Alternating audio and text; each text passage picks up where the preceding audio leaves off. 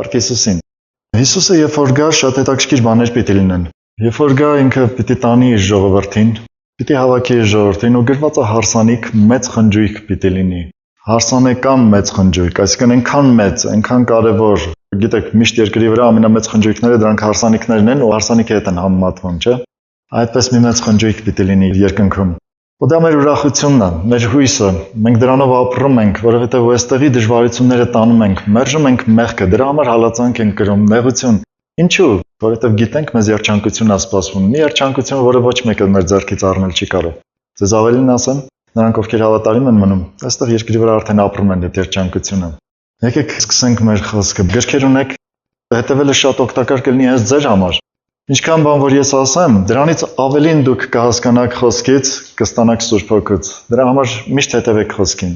Հիսուսը նստած էր միտեղ, մի հարուստ մարդու տան մեջ։ Ու երբ որ տեսավ մարդիկ ինչպես են վերաբերվում սեղանին դրված ուտելիքին, ինչպես են վերաբերվում իրենց նստելու տեղին, սկսեց խորհուրդներ տալ այդ հյուրերին։ Հետո խորհուրդ տվեց նաև տանտիրոջը, թե ինչպիսի մարդիկ ինքը պիտի հրավիրի։ Ու մարդիկ, որ նստած էին, լսում էին Հիսուսին, սիրով լսում էին, որովհետև շատ հոգևոր, շատ կարևոր բաներ էր խոսում։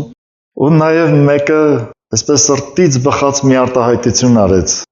Կարդում ենք Ղուկաս 14:15 խոսքից։ Եվ սեղան նստողներից մեկը երբ լսեց այս խոսքերը, ասաց նրան. «Երանի նրան, որ Աստծո թագավորության մեջ հաց պիտի ուտի»։ Ինքը հասկացավ ինչ է կատարվում։ Չգնամ սրանից առաջ շատ հետաքրքիր բաներ ա գրվում, բայց կարծես Հիսուսի խոսքերը իր սրտում մի քաղցրություն առաջացրեցին, մի բան, որ ապագայի հույսի, այն երկնքի թագավորության մեջ նստած հաց ուտելու մասին։ Ու գիտեք, որ մենք երկնքում պիտի ուտենք։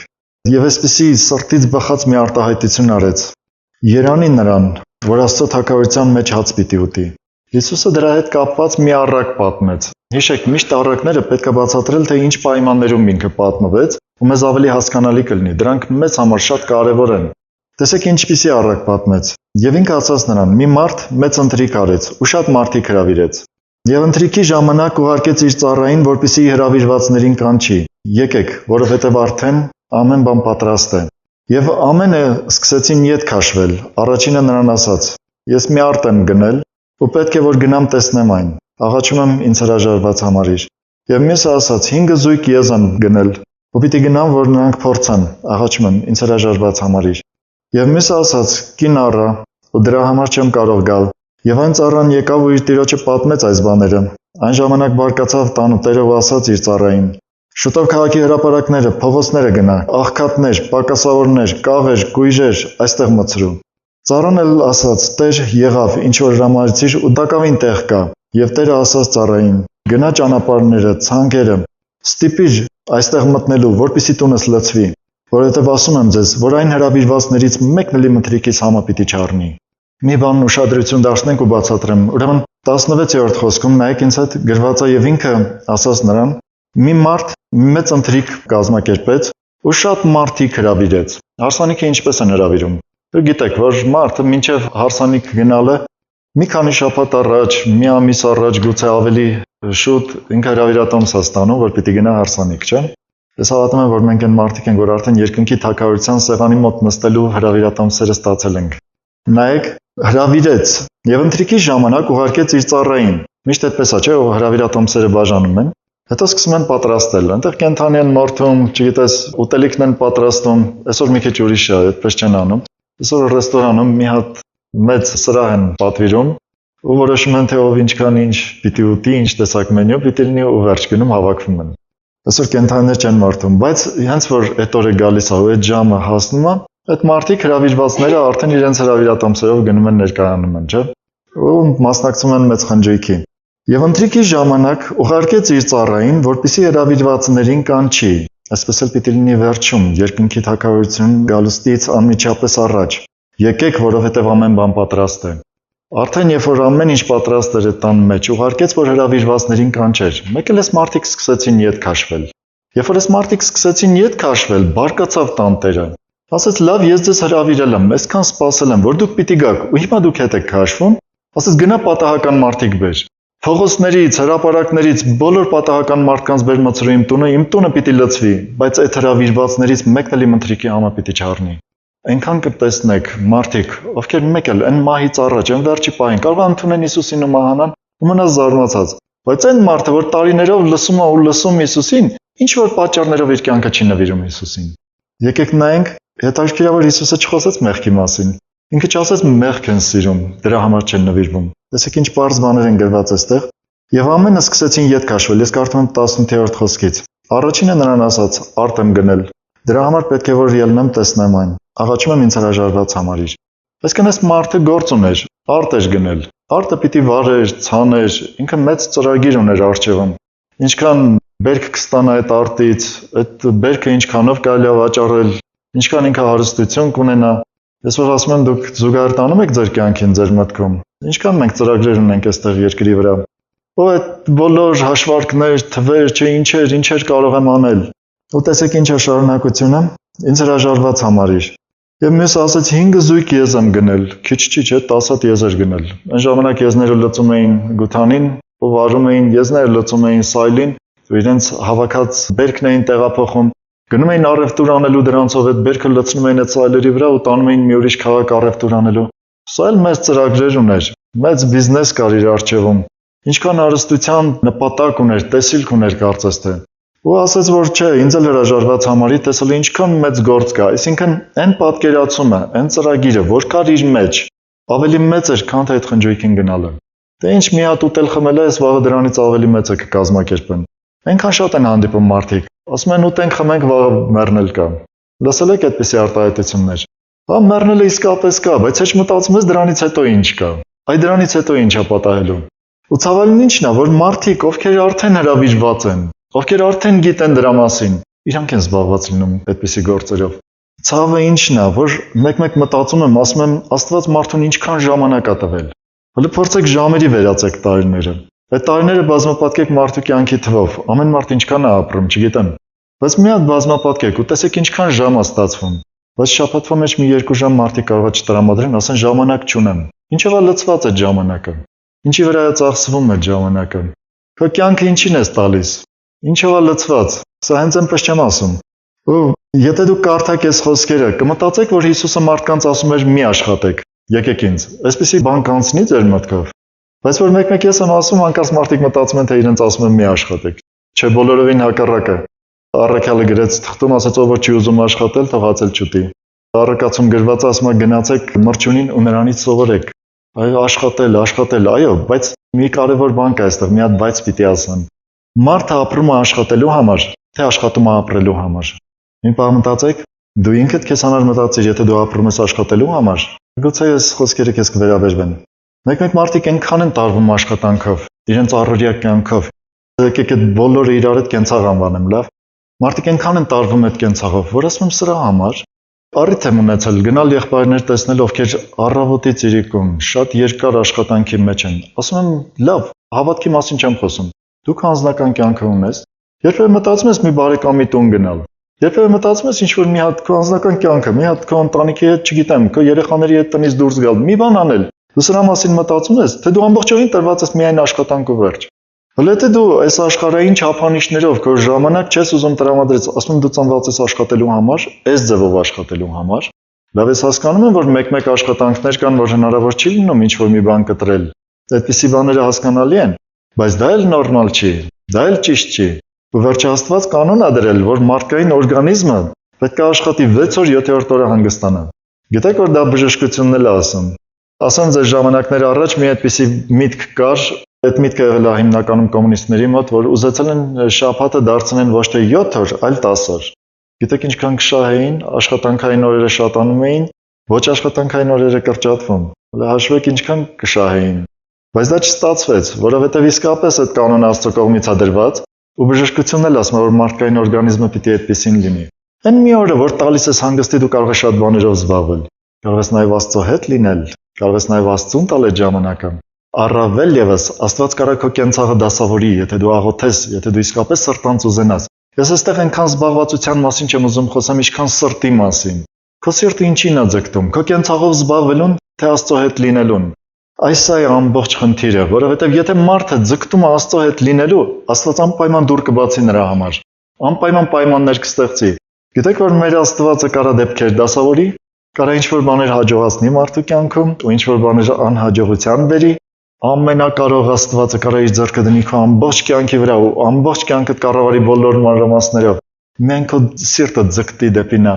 Շատ եմ հավանում Սաղմոս 91-ում գրված խոսքը ասում է, որովհետև ինձ է ցանկանում, պիտի փրկեմ իրեն եւ մնացած խոստումներն էլ։ Ինչի համար, ասում է, որովհետև ինձ է ցանկանում։ Այսինքն Աստծո համար ինչ պարծանք է, որ մարդը ձգտում է դեպի Աստված, ասում է, ես քեզ եմ ուզում։ Այս մարդու համար Աստված ամեն ինչ կանի, երբ որ մարդը կյանքը դնում է։ Տեսեք, այստեղ մի խոսքը չկարդացի այդ կենցաղային հարցերից։ Սա ամենացավոտ, ամենադժվար 20-րդ խոսքում գրված է մյուսը ասաց. «Կին եմ առել, դրա համար չեմ կարող գալ»։ Պատահական էր, որ Հիսուսը այս խոսքը ասեց։ Գիտեք, տարիներ շարունակ ամբողջ մարդկության պատմության մեջ սա եղել է ամենացավոտ հարցերից մեկը։ Մարդուն ասում է ընդունի Հիսուսին, երջանկություն կունենաս կյանքում, ասում է հələ պիտի ամուսնանամ երիտասարդ ժամանակ։ Մեծ ժամանակ ես ասում ես իմ կենցաղը, իմ գործերը հələ երեխաներիս պիտի ամուսնացնեմ։ Ավելի մեծ ժամանակ ես ասում թոռներիս պիտի ամուսնացնեմ։ Վերջը այս ամուսնության խնդիրը երբ պիտի մարդու համար դառնա երկրորդական հարց։ Չէ՞ որ մի օր դա էլ պիտի ոչնչանա։ Մի անգամ հիշում եմ մեկի հետ խոսում էինք Աստծո մասին, երկնքի թագավորության մանրամասների մասին, հարց տվեց, ասեց երկնքում ամուսնություն լինելու է։ Ասեցի չէ։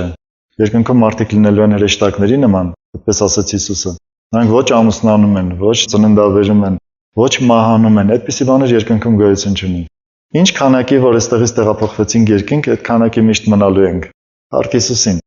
Ավելի կարևոր բաներով ենք զբաղված լինելու, քան թե ամուսնությունը։ Ասեց վայ ափսոս, ինչի չի լինելու։ Ունենց հիասթափվեց երկնքի թագավորությունից։ Ինչու՞։ Միթե դա իսկապես ամենակարևոր բանն է կյանքում։ Ինչքան է մարդկանց միտքը գրավում այդ հարցը այսօր։ Ինչքան է դժվարություններ առաջացնում։ Գիտեք, ես մտածում եմ, որ շատ ժամանակ դժբախտ ամուսնությունները մի հատ լուրջ պատճառ ունեն, որովհետև իրենք թողնում են Աստծուն, հանում դրա, ու Աստծո վրիժառությունն է գալիս իրանց գուրքի վրա։ Այդ դրա համար էլ լինում է իրենց կյանքում այդպիսի բաներ։ Լավ, շատ չխոսեմ սրանից, կարծում եմ հասկանալի ամեն ինչ։ Եթե հանկարծ կտեսնեք որևէ բան կենցաղում, ինչ ուզում է դա լինի, խանգարում է, որ դուք մոտենաք Աստծուն, ուրեմն լուրջ մտածեք դրա մասին, մի հատ նայեք Հիսուսին, աղոթեք դրա համար։ Դա կարևոր մի հարց է, որովհետև չգա այն ժամանակը, որ Հիսուսը ասի այդ հրավիրվածներից մեկն էլ իմ ընթրիքի համը պիտի չառնի, այլ հակառակը։ Մենք հրավիրված ենք այսօր հրավիրատոմսը մեր սրտերում ունենք, դա Սուրբ Հոգու գրավն է, ու Հիսուսը պիտի գա այդ գրավը վերցնելու։ Երանի նրանց, որ այդ գրավի հետ միասին կգնան այստեղից։ Հալելույա։ Եկեք մի ուրիշ հատված կարդանք, ուսումնասիրենք իրար հետ նորից Ղուկաս ավետարանի 17-րդ գլխից։ Հիսուսը խոսում էր իր գալուստի մասին։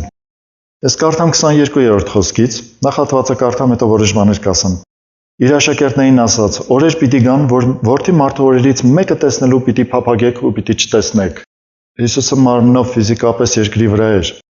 Ու ինքը խոսում էր իր համբարձման մասին, որ կգնամ, այն ժամանակ կփափագեք, որ տեսնեք ու չեք տեսնի։ Եվ եթե ձեզ ասեն, թե ահա այստեղ է կամ ահա այնտեղ մի գնացեք ու նրանց մի հետևեք։ Սա տեսեք ինչ կարևոր խոսք է մեզ համար։ Հիմա ինչքան են ասում, Հիսուսը իջել է այսինչ տեղում։ Չգիտեմ, Մարիամի ու Հիսուսի նկարը հայտնվել է այսինչ տեղում։ Եթե դուք այս խոսքը կարդացած լինեք, պիտի չգնաք։ Եթե դուք հավատաք այս խոսքին, պիտի չգնաք։ Որովհետև Հիսուսի գալուստը այդպեսին չի լինելու։ Շարունակության մեջ ինչ է ասում։ Որովհետև ինչպես փայլակը երկնքի տակ, այսինքն կայծակը երկնքի տակ, մի կողմում փայլատակելով մինչև երկնքի տակ մյուս կողմը լույս է տալիս, այդպես պիտի լինի որդին մարդու իր գալու օրը։ Հիսուսի գալուստը այդպեսին պիտի լինի։ Ինքը միանգամից պիտի ընդգրկի ամբողջ երկրագունդը։ Ասում է ինչպես մի կողմում փայլատակում է ու մինչև մյուս կողմը լույս է տալիս, ամբողջը պիտի ընդգրկի միանգամից։ Նրանց որ կուրախանան։ Միշտ Հիսուսի գալուստը կապված է երկու կարևոր բաների հետ։ Աստծո ժողովուրդը ուրախանում է, որովհետև դա իր փրկության, իր հույսի, այս աշխարհից պրծնելու ու իր երջանիկ, չգիտեմ, էլի այն ամենասիրած անձի հետ հավիտյան ապրելու պահն է դա։ Մյուս կողմից շատ մարդիկ այդ օրը կտխրեն, կսարսափեն, գրված է կաղոթեն, ու աղոթքը ուղղված կլինի լեռներին, կասեն ընկեք մեր վրա, ծածկեք մեզ նրա երեսից, նրա բարկությունից։ Հիսուսի գալուստը երկու բան է լինելու՝ իր ժողովրդի փրկությունը ու անհավատների, նրանք որ չեն ընդունել Հիսուսին, նրանց դատապարտությունը։ Տեսեք, միայն պետք է որ ինքը առաջ շատ չարչարանքներ կրի ու մերժվի այս ազգից, խոսում էր թե երկրի վրա ինքը ինչ կյանք պիտի ապրի։ Ամենակարևորը սկսում ենք այստեղից։ Ինչպես Նոյի օրերում եղավ, այնպես պիտի լինի որդի մարդու օրերն էլ։ Հիսուսը համեմատեց իր գալուստի օրերը Նոյի ժամանակվա հետ։ Ու տեսեք ինչեր է ասում Նոյի ժամանակվա համար 27-րդ խոսքում։ Ուտում էին, խմում էին, գին էին առնում, ամուսնու էին տրվում, Մինչև այն օրը, որ Նոյը տապան մտավ և ջրհեղեղը եկավ ու բոլորին կորցրեց։ Նմանապես ինչպես Ղովտի օրերը եղավ, ուտում էին, խմում էին, գնում էին, ծախում էին, տնկում էին, շինում էին, բայց այն օրը Ղովտը Սոդոմից ելավ ու երկնքից կրակ ու ծծումբ տեղաց և բոլորին էլ կորցրեց։ Երկուսն էլ խորհրդապատկերում են Հիսուսի գալուստը։ Ուրեմն Նոյը մտավ տապան ու ջրհեղեղը եկավ կորցրեց։ Այս տապանը եկեղեցու ու Հիսուսի խորհրդապատկերն է։ Նրանք, ովքեր մտնում են տապանի մեջ, նրանք պաշտպանված են լինում Աստծո պատժից, Աստծո բարկությունից։ Նրանք, ովքեր մտնում են եկեղեցու մեջ, նրանք պաշտպանված են լինում Աստծո պատժից։ Ու նրանց համար փրկություն է լինում Հիսուսի գալուստը։ Հետաքրքիր է, Ղովտը դուրս եկավ քաղաքից ու հետո կրակը թափվեց այդ քաղաքի վրա ու կորցրեց։ Այդպես էլ պիտի լինի հափշտակությունը, որից հետո այս երկիրը գրված է կրակով պիտի վառվի։ Երբ որ իր ժողովրդին Հիսուսը վերցնի այս երկրի վրայից, դրանից հետո մնացած ժողովրդին պիտի վառվի ու ահավոր պատիժներ պիտի կան, կարող եք կարդալ Հայտնության գրքում, թե ինչեր պիտի լինեն երկրի վրա։ Գոնե այդ սարսափը մոտեցնի Հիսուսին։ Բայց մարդիկ ինչով էին զբաղված այդ ժամանակ։ Գրված է Ծննդոց գրքում, որ թե աշխարհում Նոյի ժամանակ եւ թե Ղովտի ժամանակ Սոդոմ Գոմորում մեծ շատ ուժեղացել էր մեղքը, բայց Հիսուսը մեղքի անուն չտվեց։ Ասած մարդիկ զբաղված էին իրենց կենցաղով։ Զբաղված էին ուտելով, խմելով, ամուսնանալով, տուն սարքելով, ծառ տնկելով, ուշադրություն դարձրեք բոլոր բաները ծրագիր են ապագայի համար։ Եթե մեկը ուտում խմում է, դա իր երջանկությունն ու ուրախությունն է։ Եթե մեկը տուն է սարքում, ինքը այն հույսով, որ հետո դրա մեջ պիտի ապրի։ Որ սա ասում չի նշանակում տուն պիտի չսարքենք։ Սարքեք, բայց ձեր կյանքը դա չի։ Ձեր կյանքը պահված է Հիսուսի մեջ։ Ընդունում եք սա։ Ու թող ձեր սարքած տները շատ ճոխ լինեն։ Ու մնան այստեղ անհավատներին դուք լինեք երկնքում։ Տերը օրհնի ձեզ։ Սա չի նշանակում, որ եթե խոսվում է ծառ տնկելու մասին, ուրեմն մենք եկեք ծառ չտնկենք։ Չէ, հակառակը, ծառը տնկիր։ Բայց երանի նրան, որ մինչև այդ ծառի պտուղն ուտել է Հիսուսի հետ կլինի երկնքում։ Այսինքն սիրտդ կապված չլինի երկրավոր ծրագրերի հետ։ Ասում ամուսնանում էին, այս ամուսնացող մարդիկ միշտ ծրագիր են ունենում։ Մի հատ լավ ընտանիք, երեխաներ, հետո այդ երեխաներին ամուսնացնեն, հետո նրանից հետո նստում հոգսենանում, թե իրենց այդ թորներին ոնց ամուսնացնեն, ու սենց չի վերջանում այդ շղթան։ Գիտեք, չի վերջանում իսկապես։ Բայց երանի նրանց, որ իսկապես այդ ամբողջ ժամանակ իրենց միտքը, իրենց սիրտը տարված չի լինի դրանով, այլ կլինի միշտ Հիսուսի հետ, ու անհամբեր կսպասեն, երբ է Հիսուսը գալու, որովհետև պիտի գա իրեն սպասողներին տանելու, դուք դրան հավատում եք։ Հալելույա, սա մեր երջանկությունն է ու մեր երջանիկ հույսը։ Եվ մի բան էլ, տեսեք, շատ հանկարծակի եկավ կորուստը։ Երբ որ Ղովտը դուրս եկավ, այն մի քանի հոգին էլ իր շուրջը, որ գիտեին դրա մասին, որ կրակով պիտի կործանվի քաղաքը, ուղղակի ծաղրում էին։ Կարդացել եք այդպես։ Ոչ թե ծաղրում էին, այնտեղ հետաքրքիր է գրված։ Երբ որ Ղովտը իր փեսաներին զգուշացրեց, ասեց, սենց կործանում է լինելու, գրված է փեսաների աչքին ինքը ծաղրողի նման եղավ։ Հիմա ոնց որ գնաց դուրս, ասես գիտես Հիսուսը գալու է։ Շուտ արա ընդունի իրան, որ փրկվես։ Ասի ձեռս առնում։ Եկել ես ինձ ձեռ առնես, ծաղրես։ Այս վիճակն էր, պատկերացնում եք։ Ու մի բան էլ երևի իրենք ծաղրեցին։ Նոյի ժամանակ գիտեք, որ Նոյը իր տապանը սարքել է մոտ 100 տարվա ընթացքում։ Կարդացեք Ծննդոց գրքում կտեսնեք 100 տարուց հաստատ պակաս, որովհետև այն օրը, որ ինքը լսեց Աստծուց, որ ինքը պիտի տապան սարքի, ու այն օրը, որ ինքը մտավ տապանի մեջ, անցավ ուղիղ 100 տարի։ Հիմա լսելուց հետո ինքը ինչքան էր պատրաստվել տապանը սարքելուն, հետո տապանն էլ որ պատրաստել էր ինչքան հետո մտավ, այսինքն 100 տարուց գուցե մի փոքր պակաս ժամանակաշրջանում ինքը հասցրեց սարքի տապանը, բայց որովհետև դա շատ մեծ տապան էր։ Մինչև 20-րդ դարի սկզբի շրջանները այդ չափի նավ գոյություն չի ունեցել։ Ինչ չափերի, որ գրված Աստվածաշնչում Նոյի տապանն է եղել։ Լսում եք, մինչև 20-րդ դար այդ չափի նավ գոյություն չի ունեցել։ 20-րդ դարում, երբ որ սկսեցին մետաղից նավեր սարքել, նոր սկսեցին այդպիսի մեծ նավեր սարքել ու Նոյի տապանից էլ մեծ։ Ահավոր չափերի մի նավ է եղել ու մարդը սարքել է իր ուժերով, իր ընտանիքի ուժերով, ընդամենը մի քանի հոգով։ Գուցե վարձել է մարդկանց, որ աշխատեն դրա վրա։ Դրա համար էլ մոտ 100 տարի տևել է իր տապան սարքելը։ Երբ որ սարքում էր, ինչ եք կարծում, մարդիկ կողքից նայելով ինչ էին մտածում։ Ամեն ինչ կմտածեին, կասեին խելքը գցել է, տեսեք ցամաքում դրել ու նավ է սարքում։ Այն ժամանակ այսպիսի օվկիանոսներ ու ծովեր գոյություն չունեին։ Այն ժամանակ լրիվ ուրիշ էր բնությունը երկրի վրա։ Ցամաքում հազիվ մի տեղ է գտել, որ խոտ չկա, այն ժամանակ խոտը, բուսականությունը շատ փարթամ են եղել։ Շատ ուղղակի։ Հիմա դրա մասին շատ չասեմ, բայց շատ հետաքրքիր ժամանակաշրջան է եղել, կարդացեք, տեսեք։ Բոլոր կենդանիները, բոլոր մարդիկ սնվել են բուսականությունով։ Դրանից հետո միայն եղավ միս ուտելը, Նոյից հետո, ջրհեղեղից հետո, բոլորովին փոխվեց, դարձավ այն կլիման, ինչ որ հիմա։ Դրանից հետո նոր ասվեց, որ ամառ ու ձմեռ չպակասի երկրի վրայից։ Կարդացեք Ծննդոց գիրքը, տեսեք ինչ հետաքրքիր բաներ են գրված, նաև գիտական։ Ինչն է հետաքրքիր, որ մարդը տապան էր սարքում, ինչքան ծաղրած կլինեին նրան, ինչեր ասած կլինեին նրա հասցեին։ Մեկ էլ երբ որ ինքը սուս ու փուս իր տապանը սարքեց, մտավ իր տապան, դուռը փակեց Աստված, ուշադրություն դարձրել եք, դուռը Աստված է փակում։ Մարդիկ իրենց շարունակում էին ուտել, խմել, տուն սարքել, ծառ տնկել ու սպասում էին, որ մի օր էլ պիտի դրա պտուղից ուտեն։ Մեկ էլ գրված է, որ երկնքի պատուհանները բացվեցին ու ջուրը թափվեց, երկրի ընդերքները բացվեցին ու ջուր սկսեց բխել ընդերքից։ Մտածեցին, այս նորություն է մեր համար, դեռ սենց մեծ ջուր չենք տեսել, հետո երբ որ ջուրը սկսեց բարձրանալ, գուցե շատերը մտածեցին, որ նա ճիշտ էր ասում։ Երբ որ սկսեցին շատերը խեղդվել են ժամանակ, ինչ ասեցին։ Իսկ գուցե շատերի մտքով էլ չանցավ, որ իրենք պիտի դառնան Աստծուն, նույնիսկ այդ նեղության մեջ։ Շատերը սկսեցին հայոել Աստծուն։ Շատերը սկսեցին մտածել, որ իրենք ինչ ծրագրեր կորցրեցին, ինչքան բերք կարող էին ստանալ, ինչ ճոխ տուն էի սարքել, չհասցրեցի վայելել, ինչ էլի չգիտեմ ինչեր, դեռ երեխաներս, դեռ չգիտեմ, այդ ժամանակ երեխաներ, բոլորը խեղդվեցին ջրի մեջ։ Պատկերացնում եք ինչ էր տեղի ունենում։ Հիսուսը ասաց, այդպես պիտի լինի աշխարհի վերջը։ Պողոս առաքյալը առաջի Թեսաղոնիկեցիների թղթում շատ մանրամասն է նկարագրում, ինչպես պիտի լինի Հիսուսի գալուստը։ Ու այնտեղ մի արտահայտություն կա, որ միայն այդտեղ եմ կարդացել, ուրիշտեղ այդպիսի արտահայտություն չեմ կարդացել։ Գրված է, երբ որ մարդիկ կասեն, խաղաղություն ու ապահովությունը հանկարծակի կորուստը կգա իրենց վրա։ Գիտեք, երբ որ նեղություն է լինում, մարդիկ ձգտում են դեպի Աստված, ասում են՝ «Ուր է Աստված, թող ինձ փրկի»։ Ձգտումն էլ գալիս է նրանից, որ ինձ փրկի այս նեղությունից, ոչ թե Աստծուն սիրելուց։ Բայց հենց որ գալիս է խաղաղություն, այդ ձգտումն էլ է կորում։ Գիտեք ինչու, որովհետև էլ փրկվելու բան չկա։ Ու Պողոս առաքյալը շատ կոնկրետ ասում է, երբ որ մարդիկ կասեն խաղաղություն ու ապահովությունը հանկարծակի կորուստը կգա։ Երբ որ քրիստոնյան գտնվում է նեղության մեջ, սա շատ լավ բան է, ինքը արթուն է լինում, ինքը կախված է լինում Աստծուց, շարունակ աղոթում է այդ նեղությունից դուրս գալու համար։ Բայց երբ որ խաղաղություն է գալիս, ում մտքով անցնում աղոթել։ Ասում ինչի համար աղոթեմ։ Կարծես Աստված մենակ հոգսերի համար լինի իր համար։ Մեկ-մեկ էլ վախից են աղոթում, ասում են աղոթենք, որ հանկարծ մի վատ բան չպատահի։ Չէ,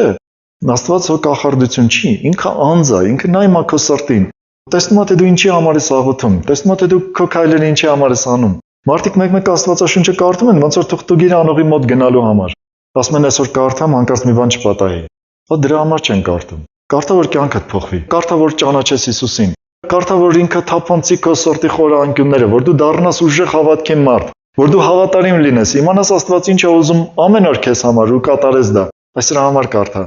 որ ավելի շատ սիրես Հիսուսին։ Ոչ թե կարդա նրա համար, որ հանկարծ մի բան չպատահի կյանքը։ Նկատում եք տարբերությունը։ Մեկ-մեկ որ Աստծո մասին այդպես են մտածում, ես հասկանում եմ, որ այս մարդիկ չեն հասկացել, որ Աստված անձ է, որ ինքը մտածել գիտի, որ Աստված տեսնում է մարդկանց սրտերը, նրանց մտածմունքները։ Մարդիկ կարծես Աստծուն դնում են մեխանիզմի տեղ, ասում են այ որ այս կնոպկեն սխմենք, սենց կլինի, այսինքն կարդամ լավ կլինի։ Սենց չի, սիրելիներ, Աստված անձ է։ Ինքը նաև տեսնում է, թե դու ինչի համար ես կարդում։ Դու կարող ես հեչ քո ուզածը չլինի։ Աստված մի օրինակ չի գործում ամենտեղ։ Մեկի կյանքում կարող է գործի մի ձևով, մյուսի կյանքում գործի ուրիշ ձևով, բայց իր բարոյական սկզբունքները երբեք չեն փոխվում։ Իր գործելակերպը նույնն է։ Իր անունը փառավորվի։ Ինքը շատ օրհնյալ է։ Շարունակեմ։ Այս տարվածությունը, ինչ որ բաներով էս երկրի վրա, դա խանգարում էր, որ մարդիկ նվիժվեն Հիսուսին։ Եկեք կենցաղի մասին մի բան էլ ասեմ։ Նկատել եք, որ մեկ-մեկ կենցաղային հարցեր լուծելը մարդու մեջ նույնիսկ հաճելի է դառնում։ Կանայք հաճույքով են իրենց ճաշեփելուն տրվում, տունը մաքրելուն, չգիտեմ, աման լվալուն, այդ ամեն ինչին հաճույքով են տրվում։ Մեկ-մեկ մոռանում են, որ պիտի աղոթեն։ Նկատում եք, որ մեկ-մեկ դրանով զբաղվածությունը նույնիսկ մարդու սրտի կարիքը լինի, կարծես թե, հաճույքը լինի։ Չգիտեմ, դուք ձեզ բռնացրել եք այդպիսի բանի մեջ։ Ես հենց այնպես չեմ ասում, ես էլ մարդ եմ, մարմին ունեմ, ձեր նման սիրտ։ Ես ինձ բռնացրել եմ այս բաների մեջ, դրա համար եմ դրանք խոսում։ Քանի որ ես ինձ բռնացրել եմ, այդ բաները լավ եմ ճանաչում, դրա համար էլ կարողանում եմ դրանք մանրամասն բացատրել ձեզ, լավ։ Ու թող ինչքանով ինձ է օգտակար եղել, բազմապատիկ անգամ ձեզ համար օգտակար լինի Հիսուսի ներկայությունը։ Եկեք շարունակեմ։ Ուրեմն 29-րդ խոսքում գրված է, երբ Ղովտը Սոդոմից ելավ, երկնքից կրակ ու ծծումբ տեղաց եւ բոլորին էլ կորցրեց։ 30-րդ խոսքից սկսած այսպիսի բան է գրված. Նույնպես պիտի լինի այն նորը, որի մեջ որդին մարդու պիտի հայտնվի։ Նայեք Հիսուսն ինչ է ասում այդ օրվա համար։ Այն նորը նա որ տանիքի վրա է, իր կարասինները տան մեջ, թող վար չիջնի դրանք վերցնելու։ Նա որ արտին մեջ է, նույնպես թող ետ չդառնա։ Պատկերացնում եք, Հիսուսը գալիս է քեզ տանելու։ Ու մեկ էլ մտածում ես, վայ շորս թողել եմ տանը, գնամ վերցնեմ։ Մեկ էլ դու արտում գործ ես անում։ Հիսուսը գալիս ասում է գնացինք, քո ժամանակն է։ Ասում ես, բայ չէ, տանը բան եմ թողել, գնամ վերցնեմ։ Հիսուսը ասեց, այդ օրը, ուզում եք ինձ հետ կարդացեք, տեսեք, որ ես չեմ գրել այս խոսքերը, ինձանից չեմ ասում։ 30-րդ խոսքում։ Նույնպես պիտի լինի այն օրը, որի մեջ որդին մարդը պիտի հայտնվի։ Այն օրը նա որ տանիքի վրա է, իր կարասիները, այսինքն ունեցվածքը տան մեջ, թող վար չիջնի դրանք վերցնելու։ Նա որ արտին մեջ է, ետ չդառնա։ Շարունակությունը տեսեք, հիշեք Ղովտիկինը 32-րդ խոսքում։ Եկեք հիշենք Ղովտի կնոջը։ Ինչ տեղի ունեցավ։ Հրեշտակները եկան կանգնեցին Ղովտի մոտ, ասացին սենց բան պիտի լինի։ Մենք եկել ենք որ կործանենք, երկու հրեշտակ, հիշում եք այդ դեպքը, Ծննդոց գրքում է գրված, 18-րդ գլխում։ Կանգնեցին Ղովտի մոտ, ասացին եկել ենք որ կործանենք, վերցրու, հալատ բարեկամ ով ունես, արագ վերցրու ու հեռացի, որովհետև պիտի կործանենք այս քաղաքը։ Մեղքը շատացել է եւ այլն։ Ղովտը գնաց իր փեսաներին ասեց ու գրված է նրանց առաջ ծաղրողի նման եղավ։ Ստիպված այս հրեշտակները բռնում են Ղովտին, նրա կնոջ, նրա երկու աղջիկների ձեռքից ու արագ դուրս են անում քաղաքից, ասում են գնացեք, ել ետ չնայեք։ Կարևոր պատվեր են տալիս, ել ետ չնայեք։ Դուք կարդաք ավելի մանրամասն կտեսնեք ինչեր է գրված։ Մի քիչ հեռանում են, մեկ էլ հեռացած ժամանակ գրված է երկնքից կրակ ու ծծումբ է թափվում ու վառում է այդ քաղաքները։ Ու մերձակա որոշ քաղաքներ իր հետ։ Սոդոմ, Գոմոր դրանք կոնկրետ երկու խոշոր քաղաքներ են եղել։ Ու մի քանի մանր քաղաքներ դրանց հետ։ Ու գրված է այդ ետ չնայեք պատվերը միայն կինը խախտեց։ Գրված է ինքը ետևից էր գնում, որոշ թարգմանություններում դա չի երևում, բայց որոշ թարգմանություններում շատ հստակ երևում է, որ նա 4 հոգուց ետևից գնացողը կինն էր։ Ու երբ որ կրակն ու ծծումբը եկավ, հավանաբար այդ ժամանակ աղմուկ էլ եղավ, ես չգիտեմ։ Հավանաբար ուժեղ լուսավորում եղավ, դա գրված չի, բայց ինչ որ մի նշանից այս կինը հասկացավ, որ այնտեղ կործանում է տեղի ունենում ու շրջվեց ետ նայեց։ Հենց ետ նայեց, գրված աղի արձան դարձավ։ Ինչ էր Հիսուսը ասում սրանով։ Մի անգամ էլ նայեք, այն օրը նա որ տանիքի վրա է, իր կարասիները տան մեջ։ Ինչ եք կարծում, այս կինը որ շրջվեց ետ նայեց, ինչ էր ուզում տեսներ։ Գիտեք, Ղովտը հարուստ մարդ է եղել։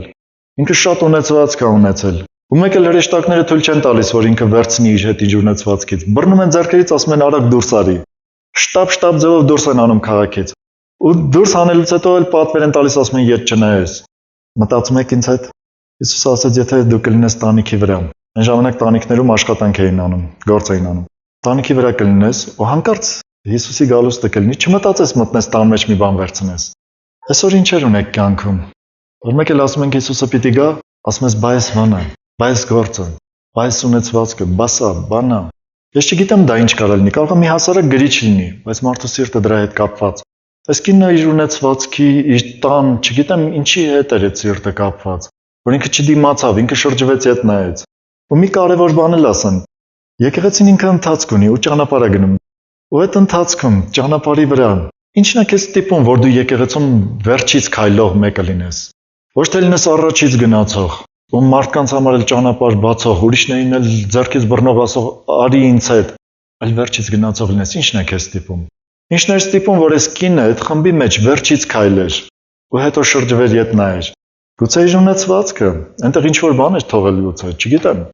Բայց ինչ որ մի բան կար, չէ՞։ Ու պատահական չէր, որ Հիսուսը դա կապեց կենցաղային բաների հետ։ Ասաց, երբ որ տանիքի վրա կլինես, ունեցվածքը տան մեջ, չասես իջնեմ դրանք վերցնեմ։ Երբ որ արտում կլինես, չասես գնամ տնից մի բան վերցնեմ։ Դու քեզ ստուգիր ամեն պահ ապրիր այնպես, կարծես թե դա վերջինը լինի։ Փակիր աչքերդ մեկ-մեկ, ասա, եթե այսօր, հենց հիմա Հիսուսը հայտնվեր, ասեր վերջ, քո ժամն է, գնացինք։ Ինչի համար կապսոս էիր, որ թողնում ես երկրի վրա։ Ու աղոթիր, որ այդ բանը չլինի քո սրտում։ Աղոթիր, որ այդ բանը դուրս գա քո սրտից ու քո կապը չլինի դրա հետ։ Այդ դեպքում դու մաքուր Հիսուսի հետ կգնաս։ Քո բոլոր այդ կապերը, որոնք կապած են այս աշխարհի հետ, գուցե ինչ-որ մի հատ առարկաների, չգիտեմ, գուցե մարդկանց այս երկրի վրա գտնվող, դրանք կտրում ես իրենցից, այդ բոլոր առարկաներից ու մարդկանցից ու բոլոր կապերը տալիս ես Հիսուսի ձեռքը։ Ասում ես, երբ որ դու հայտնվես, առանց ետ նայելու թռնեմ քո մոտ։ Պատրաստ լինեմ ամեն վայրկյան հեռանալ այս աշխարհից։ Կարդացեք, ինչ հետաքրքիր է գրում։ Վերջում էլ ասաց հիշեք Ղովտի կնոջը։ Եվ շարունակության մեջ ինչ է գրված։ Ով որ իր կյանքը ուզում է ապրեցնել, պիտի կորցնի այն։ Ով որ կորցնի, պիտի ապրեցնի այն։ Ձեզ ասում եմ այն գիշերը, եթե երկու հոգի մեկ անկողնի մեջ լինեն, մեկը պիտի առնվի ու մյուսը դեն գցվի։ Եթե երկու կին իրար հետ աղալու լինեն, գիտեք այն ժամանակ քարերով էին աղում, մեջտեղից լցնում էին ցորենը ու պտտում էին, Ասում եթե երկու հոգի իրար հետ աղալու լինեն, ասում մեկը պիտի առնվի ու մյուսը դեն գցվի։ Եթե երկու հոգի արտի մեջ լինեն, մեկը պիտի առնվի ու մյուսը դեն գցվի։ Սա չի նշանակում, որ 50%-ը պիտի փրկվի։ Սա նշանակում է, որ եթե մեկը լինի հավատքի Հիսուսին նվիրված մարդ, իսկ մեկը լինի չնվիրված, մեկը բաժանում է լինելու իրանք ինչ հարաբերություն ունենան։ Նույնիսկ ամենամոտիկ հարաբերությունը եթե ունենան, լինեն մի անկողնու մեջ, այսինքն ամուսիններ լինեն։ Եթե ամուսիններ չլինեն, երկուսն էլ պիտի չվերցվեն։ Հասկանում եք։ Դրա համար անպայման այստեղ խոսքը գնում է ամուսինների մասին։ Բայց եթե նույնիսկ ամուսիններ լինեն, ու մեկը նվիրված չլինի Հիսուսին, իսկ սիրտը կապած չլինի Հիսուսի հետ, նա դեմ պիտի գցվի։ Որովհետև նրանք մեկ մարմին են երկրի վրա, բայց տարբեր անձեր են Աստծո առաջ հավիտյան։ Ու ամեն մեկը իր անձի համար, իր արած գործերի համար պատասխան պիտի տա Աստծո առաջ։ Կարդամ 33-ից լավ, նա որ իր կյանքը ուզում է ապրեցնել, պիտի կորցնի այն։ Ով որ կորցնի, պիտի ապրեցնի այն։ Այս 33-րդ խոսքը խոսում է սրա մասին։ Հիսուսը ասաց սա. ուզում ես քո կյանքը երկրի վրա ապրեցնել, հաստատ կկորցնես դա։ Բայց երբ որ դու երկրի վրա քո կյանքը կորցնես, դու կյանքդ պահած կլինես Հիսուսի մեջ։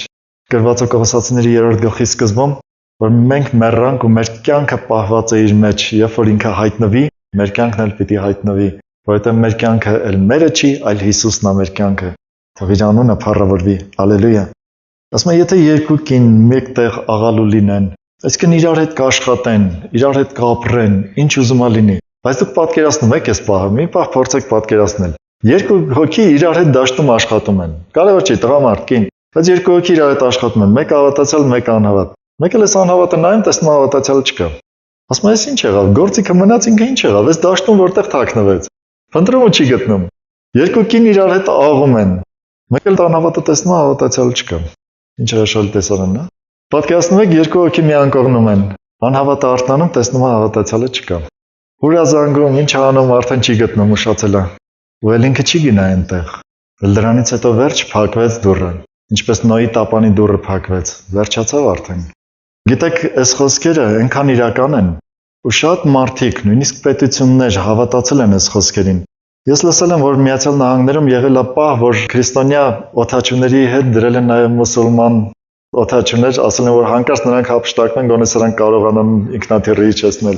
Մարդիկ այսպիսի հավատք են ունեցել, ու հիմա էլ գուցե շատերը ունեն, չգիտեմ, բայց մենք որպես քրիստոնյաներ առավել պիտի ունենանք, որովհետև մենք մոտիկից հարաբերություն ունենք Հիսուսի հետ, դու ունես հարաբերություն Հիսուսի հետ, ու մենք գիտենք իր ասած ոչ մի խոսքը գետնին չի ընկնում, թող իր անունը փառավորվի։ Չեմ ուզում միայն սրանով վերջացնեմ։ Քանի որ այս բոլոր խոստումները մենք ունենք, եկեք իրար հետ բացենք Եբրայեցիների 11-րդ գլուխը։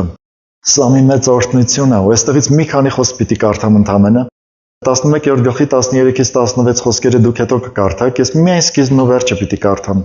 Տեսեք ինչ է գրված 13-րդ խոսքից, սրանք բոլորն էլ հավատքով մեռան խոստումները չառած, հապա հեռվից տեսան ու ողջունեցին եւ խոստովանեցին, թե իրենք օտարներ ու պանդուխտներ են երկրի վրա։ Կանգ առնեմ մի պահ։ Հեռվից տեսան ու ողջունեցին եւ խոստովանեցին, թե իրենք օտարներ ու պանդուխտներ են երկրի վրա։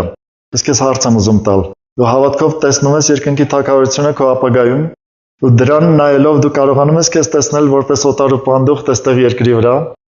Այն երջանկությունը ազատ լինել ես աշխարհից։ Ինչ երջանկությունը ազատ լինել ես մարմնից, այս աշխարհային զբաղմունքներից, կենցաղից, որովհետև մենք ապագայում տեսնում ենք մեր երջանկությունը երկնքում, թող իր անունը փառավորվի, ինքը մեզ համար բացեց այդ ճանապարհը։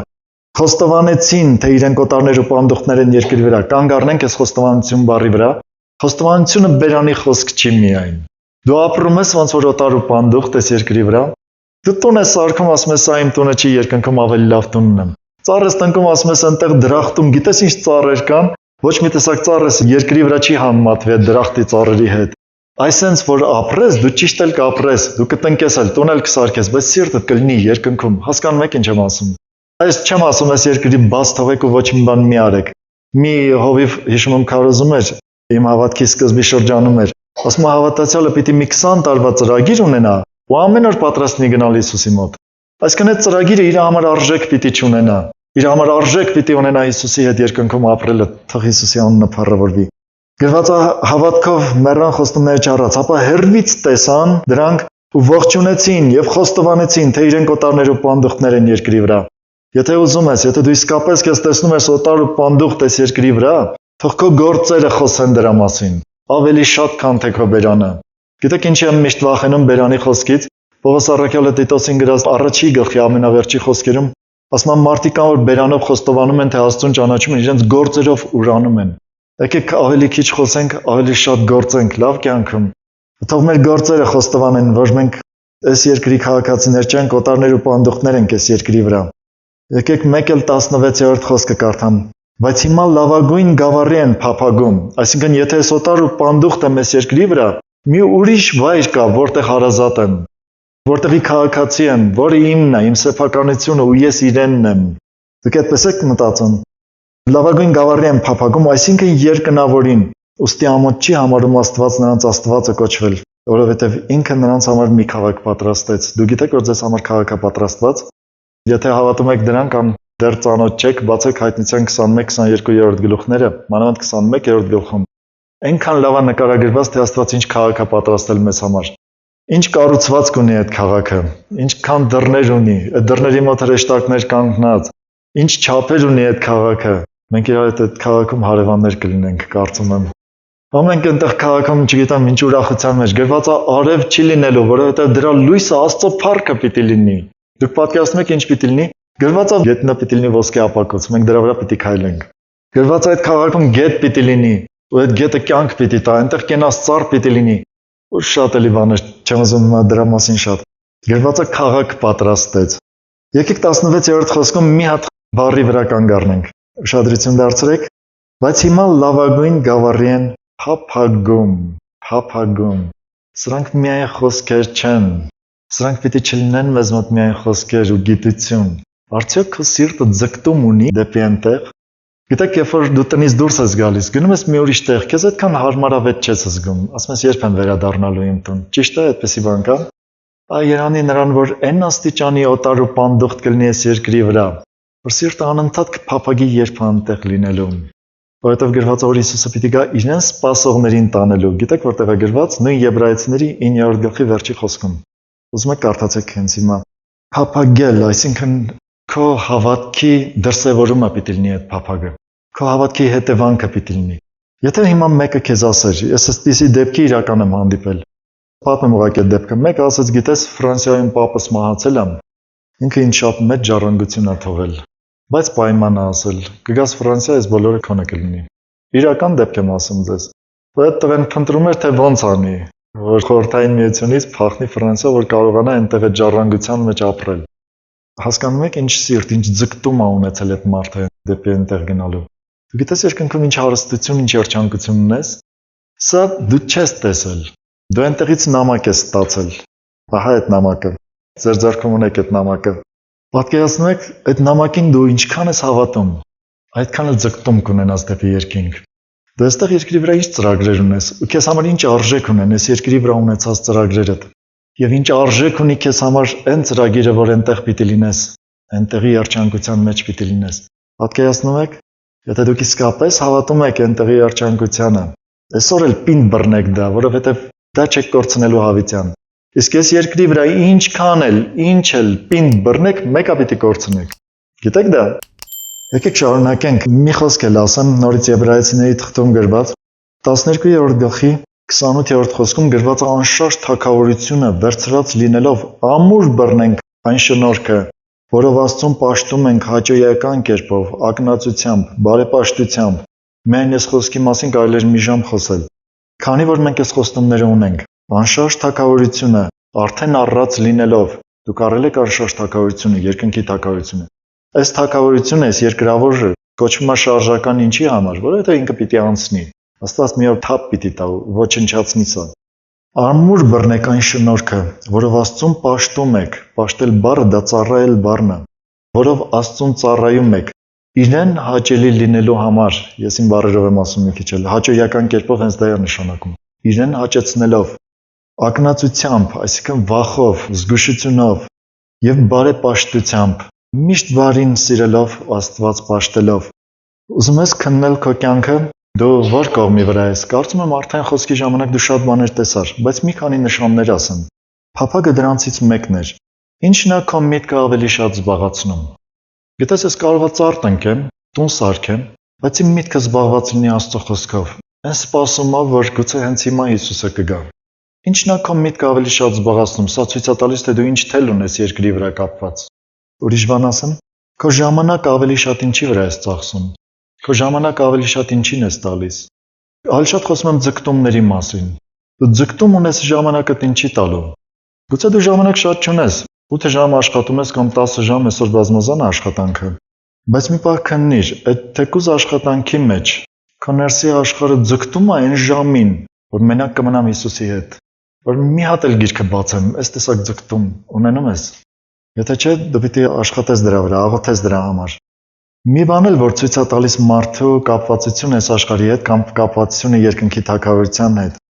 Գիտեք, մարդիկ սիրում են իրենց փողը որոշ տեղեր սիրով ծախսել, որոշ տեղեր հակառակը դժվարությամբ են ծախսում։ Արդյոք քո ծախսելու, քո ունեցած ֆինանսի ծախսելու ուղղությունը Աստծո մեջ հոգևոր բաների վրա է, թե չէ։ Գիտեք, մարդը կարող է գնա որոշակի գումար տա ու մի քանի հատ ֆիլմ վերցնի բերի տուն նայելու համար։ Բայց երբևէ կմտածի, որ գնամ մի հատ գրադարանում տեսնեմ ինչ գիրք կա հոգևոր։ Այսօր գրախանութներ էլ ունենք։ Ինչ գիրք կա հոգևոր, ինչ կարդամ։ Քո գումարը որտեղ ես հեշտությամբ ծախսում։ Կարող ասես տրանսպորտի փող չունեմ, բայց երբ որ պետք լինի քո բարեկամի մոտ գնալու, հանգիստ վեր կենաս ու տրանսպորտի փողն էլ լինի ու կարողանաս գնալ։ Սիրով ծախսելու մասին եմ խոսում։ Սիրտդ, սիրով, հաճույքով, գիտեք, չէ՞ տեղեր կան, որ սիրով ենք ծախսում։ Տեղեր կան, որ դժվարությամբ ենք փողը հանում մեր գրպանից։ Սիրով ծախսում ես հոգևոր բաների վրա, թե դժվարությամբ։ Այս մի քանի բանը քո ժամանակը, մտքի զբաղվածությունը եւ քո ֆինանսի ծախսման ուղղությունը ցույց կտան գոնե, թե քո հիմնական սրտի ներդրումը, ուղղվածությունը ինչ ուղղության վրա է գտնվում։ Լավ, մի հետաքրքիր դեպք կա 5 կտակարանում, ուզում եմ սրանով վերջացնել։ Գրված է 4 թագավորաց 5-րդ գլխում։ Մի մեծ պատմություն է, ես շատ կարճ ասեմ դա։ Մի ասորի մարդ, մեծ պաշտոնյա Ասորստանի, ինքը հիվանդ էր բորոտությունով։ Գալիս է Իսրայել, ասում է Իսրայելում Աստված կա, ինքը կարա բուժի ինձ։ Գնում է Մարգարեի մոտ, այն ժամանակ Եղիսեն էր Մարգարե ու մի աշակերտ ուներ, որը հետո պիտի դառնար Մարգարե։ Գեզի էր աշակերտի անունը։ Գալիս է Մարգարեի մոտ, հետաքրքիր է, որ Մարգարեն իր տան մեջ նստած է լինում, նույնիսկ դուրս չի գալիս։ Գալիս ասում են, գիտես, այս պետության ես ինչ պաշտոնյան։ Մեկ էլ քեզ գան ասեն, օրինակ Գերմանիայի կանցլերը եկել է Հայաստան քո մոտ։ Դու կնստես տանդ մեջ, թե դուրս կգաս, չգիտեմ փողոցում ինչպես դիմավորելու։ Պատկերացնեք ինքը դուրս չի գալիս, որովհետև Աստծո մարդը գիտի, որ Աստծուց բարձր հեղինակություն ու պատիվ ունեցող այս աշխարհի վրա չկա։ Մարդու մասին ամեն ինչ ճիշտ գրված է Աստվածաշնչում։ Կարդացեք, տեսեք, բոլոր մարդիկ այդպեսին են։ Մարգարեն դուրս չի գալիս։ Մարդը ուղարկում ասում է գնա ասա, թող գնա Հորդանանում 7 անգամ լվացվի ու ինքը կբուժվի։ Գալիս է մարդը ասում է Նեեմանին, Նեեման էր այդ պաշտոնյայի անունը։ Գալիս ասում է գիտես Մարգարեն ասում է գնա Հորդանանում 7 անգամ լվացվի ու պիտի բուժվես։ Բորբոքվում է Նեեման, ասում է ես էլ կարծում էի դուրս պիտի գա ին վրա ձեռք դնի իր Եհովա Աստծո անունով մի հատ աղոթ քանի ու ես բուժվեմ, ասում է ի՞նչ է մեր Ասորստանի գետերը ավելի լավը չեն, Ադանա Փարփարա գետերը ավելի լավը չեն, այն այնտեղ կլվացվի ինչի ստեղ ու տես բորբոքված իր ճանապարհն է գնում։ Ծառներից մեկը ասում է եթե մի հատ բարդ բան ասես, դժվար բան ասես, կանեիր, մի հատ արա էլի սա։ Վերջը լսում է այս մարդը, գնում է Հորդանանում 7 անգամ լվացվում է, սուզվում ջրի մեջ դուրս է գալիս 7 անգամ ու 7-րդ անգամ երբ որ դուրս է գալիս, սրանք բոլորը այնքան հետաքրքիր խորհուրդներ են։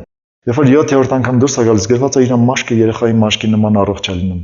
Ինքը վերադառնում է ուրախությունից, պատկերացնեք բորոտը բուժվեց, բորը գիտեք ինչ հիվանդություն է։ Բուժված վերադառնում է, շատ հարուստ, մեծ պաշտոնյա։ Գալիս է այս Մարգարեի մոտ, ասում է քեզ ուզում եմ նվերներ տամ այս հարստությունից, հա հենց ունես չեմ բերել իմ հետ Իսրայել։ Ասում է ոչ մի բան պիտի չվերցնեմ։ Մարգարեն ոչ մի բան չի վերցնում։ Իսկական երկնքի քաղաքացի։ Կապված չի սիրտես աշխարհի հետ։ Բայց ծառայի աչքին այդ հարստությունը ավելի մեծ է լինում, քան թե տեսած հրաշքը, պատկերացնում եք։ Ու չզարմանաք, մենք այդ ծառայից լավը չենք։ Հաճախ մեր կյանքում էլ Աստված հրաշքներ է գործում, բայց հաջորդ պահին մեկ էլ մարդը կարող է դավաճանի Աստծուն։ Ինչու՞, որովհետև ինչ որ մի բանն էս երկրի վրա ավելի թանկ գնահատի, քան թե Աստծո արած գործը։ Ուրեմն երբ որ մերժում է ու ոչինչ չի վերցնում, այս մարդը հավաքում է իր ունեցվածքը ու շարունակում է ճանապարհը գնալ։ Մեկ էլ այս ծառան տեղում նստել չի կարողանում։ Ներսում մի բան սկսում է եռալ, ասում է մի բան պիտի անեմ, ոնց թե այսքան հարստություն բերեց ու նորից հետ գնաց։ Վերակենում վազում է հետևից, ասում է իմ տերը փոշմանեց։ Ի նկատի ունի Մարգարեին, ասում է փոշմանեց, որովհետև ինչ որ մարդիկ եկան, ուզում է նրանց համար հագուստ, մի քիչ արծաթ Սենց բաներ, այս մարդը հանում է, դե նրա ուրախությանը չափը սահման չկա, ու սրտանց, տալիս է առատորեն է տալիս, ինչ ուզել է ավելին է տալիս։ Հələ մարդիկ է դնում, որ այդ տիրատվածները տանեն այդ ծառայի հետ։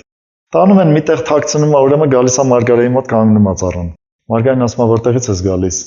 Ասում է ոչ միտեղ էլ չէի գնացել։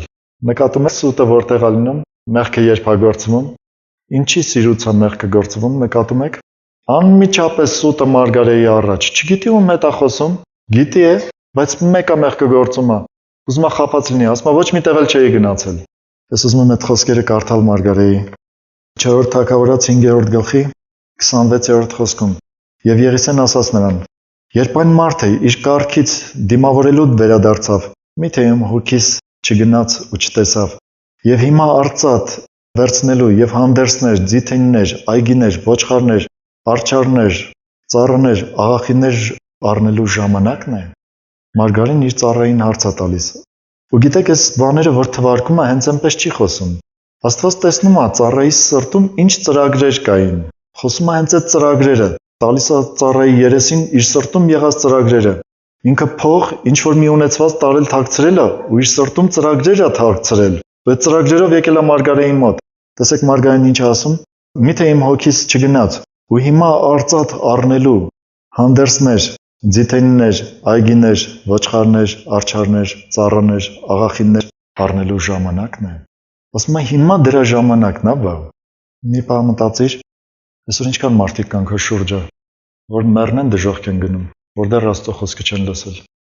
Ինչքան գործ կա, Աստված ինչքան գործ ունի այս երկրի վրա անելու։ Այսօր այսպիսի ծրագրերի ժամանակն է քո համար։ Չէ՞ որ դու էլ ունես այս ծրագրերը քո սրտում։ Բռնացնում ես, չէ՞ քեզ դրանց մեջ։ Բայց միթե սրանց ժամանակն է։ Ու դրանք թաքցրած դու անընդհատ կարող ես գալ եկեղեցի ու կանգնել Աստծո առաջ, դրանք ցրած կարող ես կանգնել Աստծո առաջ ու աղոթքներ անել։ Չգիտեմ, մի փոքրիկ տեղեկատվություն ասեմ ձեզ, ինչքան մարդիկ են այսօր մահանում։